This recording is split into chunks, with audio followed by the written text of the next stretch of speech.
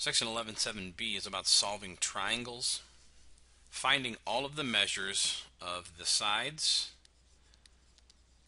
and the angles in a right triangle is called solving the triangle, and that's what we're going to be doing in this section. Because every triangle has 6 measurements, 3 angles and 3 sides. Here's an example of a triangle. Let's say that it's a right triangle. Most of them are called by capital letters, A, B, and C, X, Y, and Z, things like that. I think A, B, and C is what we'll use in this video. But that also means that the lowercase letter a is the leg that's across from capital A here. The little b is across from angle B, and the little c is the hypotenuse length. So that's how we're going to name everything, but there are 6 units or 6 measurements in a triangle. 3 angles with capital letters, 3 sides with small letters, and we can solve all 6 of those by using our trig ratios. Here's an example of a triangle we have to solve. We're given 3 measurements. We're given that capital C is 90 degrees. We're given that angle B is 30 degrees. And we're given that the hypotenuse, call that little c, is 42 inches. So we've got to solve for the other 3. We've got to find little side A, we've got to find little side B, and we've got to find angle A. Well, the easiest one of those 3 to find is this third angle, because you know that the interior angles of a triangle all have to add up to be 180. And if this one is 90, if C is 90, that means the other 2 have to add to be 90. So I'm going to take 90, subtract the 30, and I'm going to get 60 degrees. So I know that angle A is going to equal 60 degrees. That's the easiest one of the 3 to find.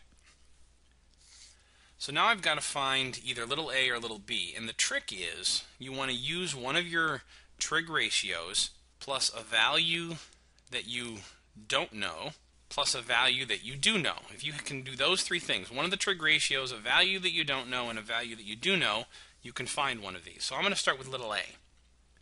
I don't know what little a is, but I do know angle 30, and I do know side or hypotenuse 42. So the trick is I'm going to take this angle 30 and I'm going to figure out which trig ratio will help me find the side that I don't know, this adjacent side, and the hypotenuse that I do know.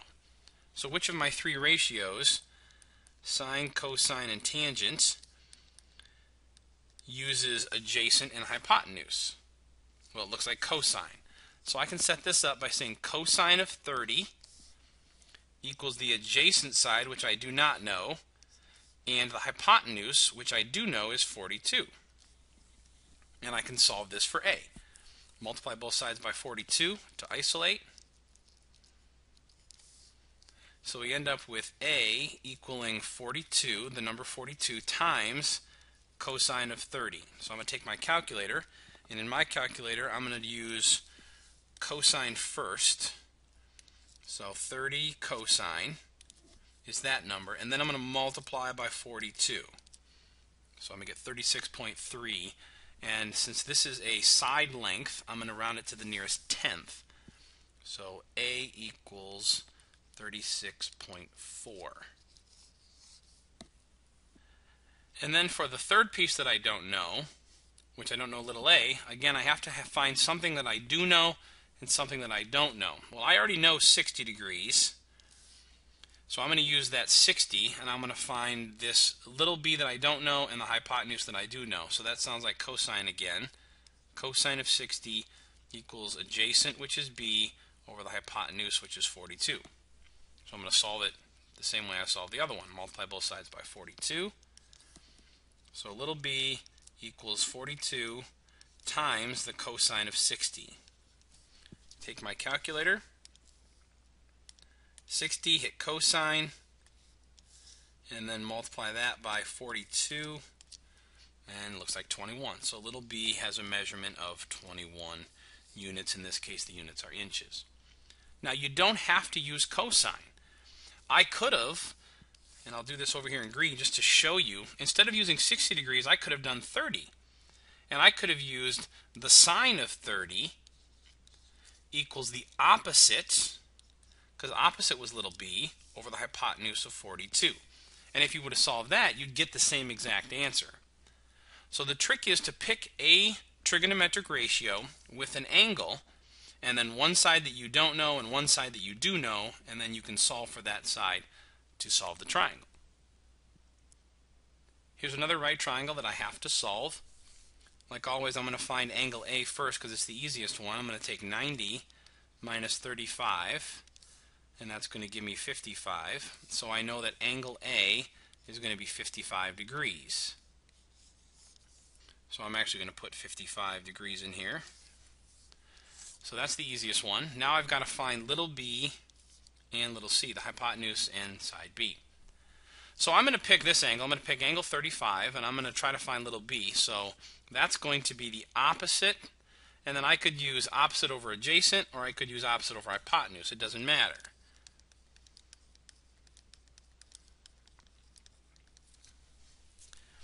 If I use opposite over adjacent, that would be tangent. If I use opposite over hypotenuse, well, actually I couldn't use that one because I don't know the hypotenuse, and I can't have two values that I don't know. So I'm going to have to use opposite over adjacent. So that's going to be tangent. So the tangent of angle 35, is the opposite leg, which is b, over the adjacent leg, in this case, which is 18.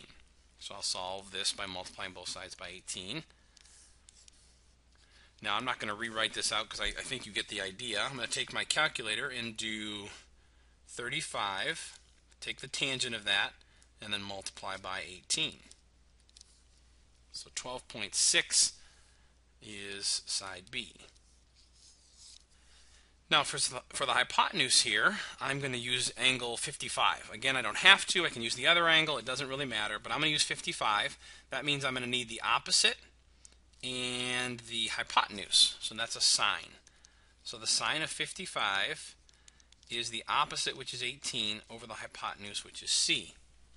Now this one's a little different because it has the c on the bottom. So I'm going to have to be a little clever here and solve this. I'm going to multiply both sides by c, which will cancel the c's here, but bring the c to the top on this side. So I really have c times the sine of 55 equals 18. And then to get the c by itself, I'm going to have to divide by the sine of 55, because that's really just a number that I have to divide by. So on my calculator, I'm going to do 18 divided by sine of 55. So we'll say 18 divided by 55, hit sine, and then hit equals. And so this is going to be 21.97, which will round to 22. For our last example, I'll ask you to pause it, try it for yourself, and then come back for the answer. But I will break the answer up into 3 sections so that you can pause each one and try each one individually on your own. So the easiest one to solve is angle B, because you take 90 minus 55 and you get 35.